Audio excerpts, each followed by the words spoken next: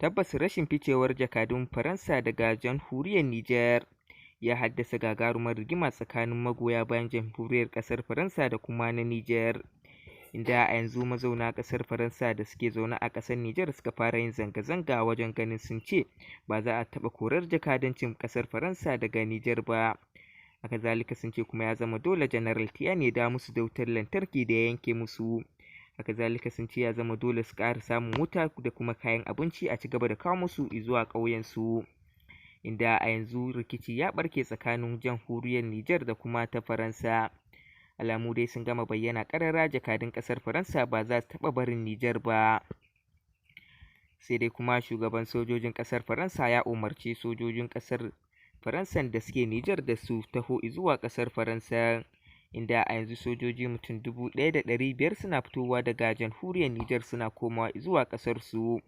Sai dai kuma alamu sun gama bayyana ƙarara tun bayan sanda waɗannan sojoji suka gama fita daga Nijar. To fa shugaban ƙasar Faransa kai tsaye magana inda yake cewa na ɗebe duk sojojina daga suke Nijar, amma kuma ofishina ba zan taɓa rufe shi ba. Haka zalika wannan shugaba yana ƙara cewa kuma ya zama dole General Tiyani ka ci gaba da kawo wa 'yan ƙasa ta kayan abinci da wutar lantarki hamma da ruwan famfo.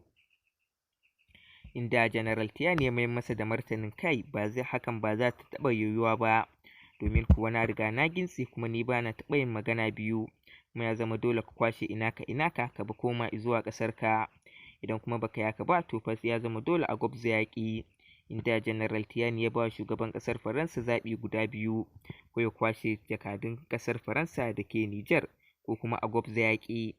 A yanzu dai shugaban ƙasar Faransa ya shiga tattaunawa daga sassa irin ta manya-manyan ƙasashen Turawa, inda ya ce General Tiyani ba shi awa 24 domin ganin ya gama wannan tattaunawa. Har yanzu dai jakadun ƙasar Faransa suna nan a jamhuriyar Nijar. Ƙungiyar ECOWAS kuma ta fusata ta yi zazzafin martani zuwa ga General Tiyani, inda ta ce in dai bai saki Bazoum ba to fa za ta kawo mummunan farmaki sakamakon ya samu goyon bayan ƙasar China. Shugaba Mr. Bola Ahmed Tinubu dai yanzu ya ce a shirye yake tsaf domin ganin ya kawo ƙarshen zaluncin da ake yi a jamhuriyar Nijar.